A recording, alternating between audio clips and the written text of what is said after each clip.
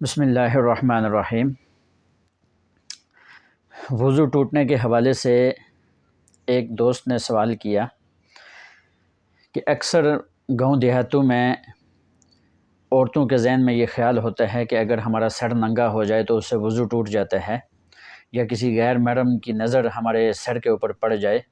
اس حال میں کہ ہمارا سر ننگا ہو تو اس سے وضو ٹوٹتا ہے یا نہیں ٹوٹتا۔ اور دوسرا، انسان جب وضو کرتا ہے، وضو کرنے کے بعد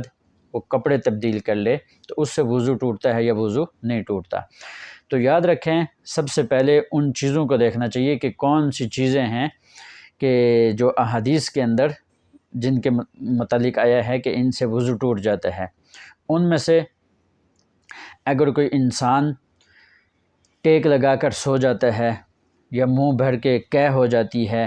یا انسان کے جسم سے خون نکل کر بہنا شروع ہو جاتا ہے، یا سبیلین میں سے کوئی چیز نکلتی ہے، یا اسی طرح انسان رکوع اور سجدے والی نماز کے اندر اونچی آواز سے ہنسنا شروع کر دے، کہہ کے لگائے، اس سے بھی وضو ٹوٹ جاتا ہے۔ اس کے علاوہ بھی اور اشیاء ہیں کہ جن سے وضو ٹوٹ جاتا ہے، لہٰذا ان دو اشیاء کا ذکر کہیں بھی کسی احادیث کے اندر نہیں ملتا کہ اگر کسی عورت کا سر ننگا ہو جائے تو اس سے وضو ٹوٹتا ہو، یا کپڑے تبدیل کرنے سے وضو ٹوٹتا ہو۔ لہٰذا یہ بات صحیح کر کے ذہن میں بٹھا لینی چاہیے